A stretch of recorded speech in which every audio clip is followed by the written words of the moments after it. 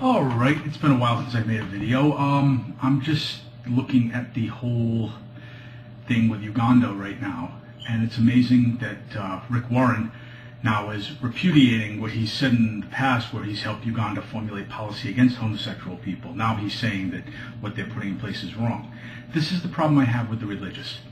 The religious, and the Catholic Church is particularly adept at this thing, is that out of one side of their mouth they will say, oh, it's a sin, it shouldn't be done, they should be persecuted, they should be stoned or crucified or whatever the hell, torture you want to implement. But on the other side of their mouth they'll say, but you know what, we don't hate the sinner, we hate the sin. The problem is, under your definition, the sin and the sinner are inseparable.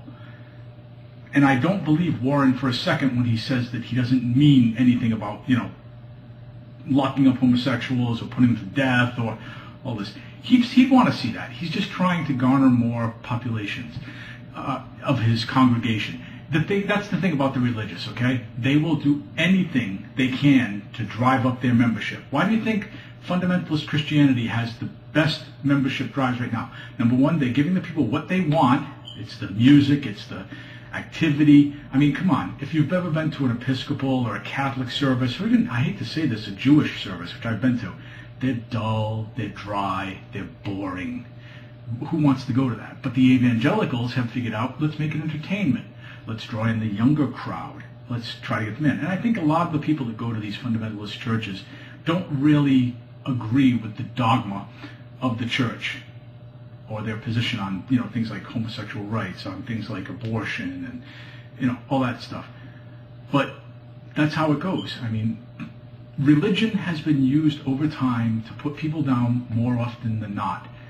And I really am sick and tired of it. I think we're at the period in time where we're almost at the tipping point with the amount of atheists out there. I mean, if you look at New England as a whole, if you combine all the states of New England, 20% of us are atheists. If you look at specific states, in some cases it's as high as a quarter of the people in that state are atheists. And then what they don't say is how many identify as agnostic, because as far as I'm concerned, agnostic is pretty much atheist light. It's basically saying you will believe it when you see it. And the thing is, you're never going to see it, so come off the fence and join the rational crowd. But I can't wait till the day that we are a preponderance of society, where we believe in secular society versus religious society. That's our founding fathers understood that. They knew. They came from a society controlled by a church, which was the Church of England at the time, that had separated from the Rome and everything else.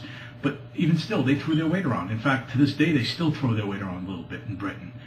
And here in the U.S., it's the Catholic Church, the Mormons, and really those are the two biggest hateful groups. And of course you have the fundamentalist conservative Christians now, like the New Life churches and the other things out in Colorado, in the middle of the Rockies there.